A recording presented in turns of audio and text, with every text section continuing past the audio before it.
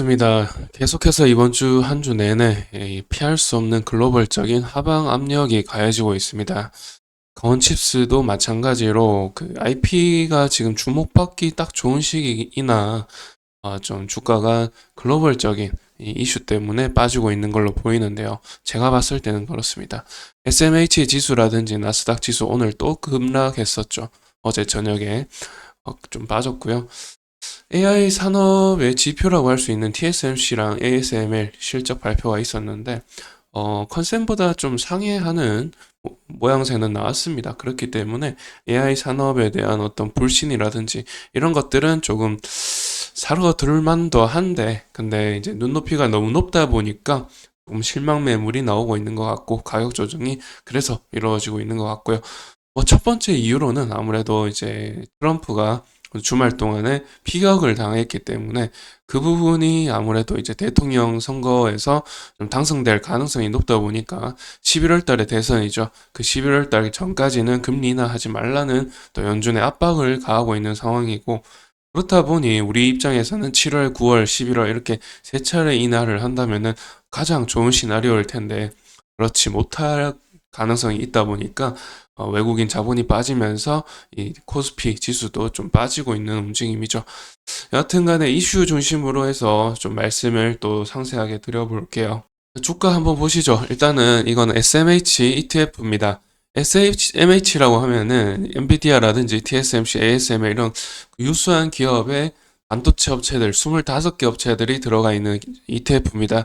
이 ETF는 제가 영상 초반부터 말씀을 드려왔지만은 큰 영향을 미치고 또 우리나라 보다 하루가 늦게 어, 발생하죠. 어제 저녁에 이렇게 종가를 이제 장을 시작해서 오늘 아침에 종가를 맺으니까 아무래도 우리나라의 선행지수가 될 수 있다라는 점에서 좀 참고해 볼 만하죠. 엔비디아 살짝 올랐지만 다른 뭐 업체들이 빠지면서 이 ETF, 이 세미컨덕터 ETF 자체도 음봉을로 마감을 했는데, 그나마 이제 아래 꼬리 달린 망치형이다 보니까 조금 그나마 좀 다시 반등하려고 하는지 그런 움직임이 좀 있죠. 어제만 해도 제가 이제 좀 더 빠져서 60일선, 이 보라색 선 60일선까지 좀 빠지지 않을까 생각을 했습니다. 빠질 수도 있어요. 아직까지 뭐 상승할 만한 어떤 움직임은 보이지는 않고 있고, 좀 조정의 움직임이 보이고 있기 때문에 60일선 터치할 수도 있습니다. 오늘 좀 많이 빠졌으면은 이제 기술적으로 반등할 거라고 생각했는데, 다음 주까지 좀 지켜봐야 되는 상황이 아닌가 생각 들고요. 이런 부분이 아무래도 가만히 돼서 이제 우리 오늘 국장도 좀 오리무중 상태인데, 여하튼 간에 그 지금 TSMC 실적을 보게 되면 이 2분기 매출이죠. 지난 2분기 매출이 6,700억 정도 이제 예상보다 상회했고, 지난 2분기에 비교해서 이번 3분기죠, 미국은.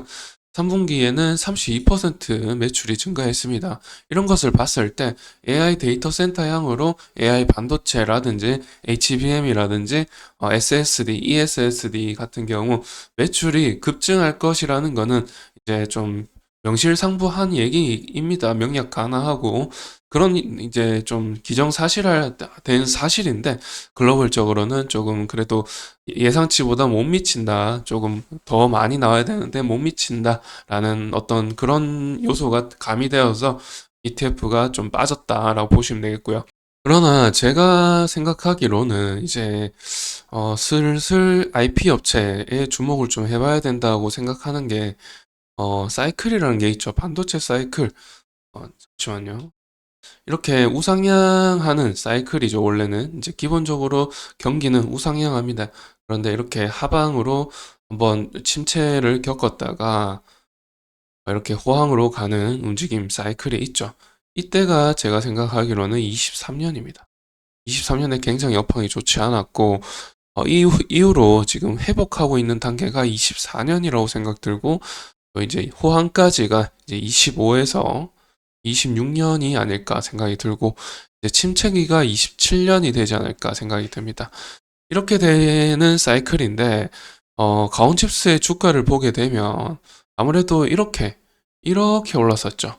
그러니까 미리 이 회복과 호황에 이 주가 가치가 반영이 되었습니다. 반영이 되었다가 다시 이렇게 꺾이면서 지금 장기 평선을 뚫고 하향 돌파하고 있는 움직임이죠. 이미 그 기대감이라는 거는 다소 이제 구름 같은 거라서 이 사라지기 마련이죠. 그래서 기대감이 사라졌습니다. 사라졌는데 이 반도체 업황이라는 것은 이제 시작이란 말이죠. 이제 시작이라서 디램과 낸드 가격도 올라가고 있고 HBM도 이 3분기부터 이제 팔리기 시작한단 말이죠. HBM3E 같은 경우는요. 이제 팔리기 시작하고 또 CXL도 내년부터 양산되고 온디바이스 AI도 내년부터죠. 그런데 이렇게 가온칩스가 이렇게 주가가 빠지는 건 아무래도 선반영되었던 거품이 빠지고 있는 것이고 이제 반도체 업황은 시작이기 때문에 가장 공정에서 빠른 공정이 뭐죠? IP 공정이죠. IP 설계 공정이 가장 빠릅니다. 그래서 그 전공정이 먼저 이제 전공정 장비주들이 가장 먼저 주가가 올라갑니다. 왜냐하면 장비가 있어야 뭘 하죠.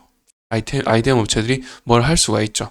그렇기 때문에 장비주가 가장 먼저 오르고 그 다음이 IP주가 오를 수 있습니다.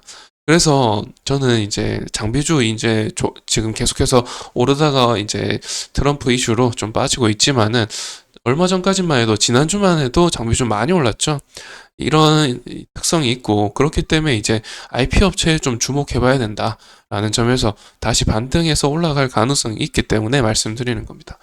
그래서 지금 주가를 보시면은 아무래도 좀 오르다가 말았죠. 오르다가 말았는데 여기 222일선을 터치하고 올라가려고 했는데 주말간에 그런 일이 발생해서 빠지고 있는 거라고 생각 들고 제가 봤을 때는 뭐 일단 이 매물대도 여기 견고하게 지켜주고 있고 또 IP 업체 제가 말씀드렸다시피 좀 주목해 봐야 될 시기이기 때문에 좀 지켜보시다가 좋은 타이밍에 안전하게 투자하시면 되겠다는 말씀 드리면서 이번 영상은 마치도록 할게요.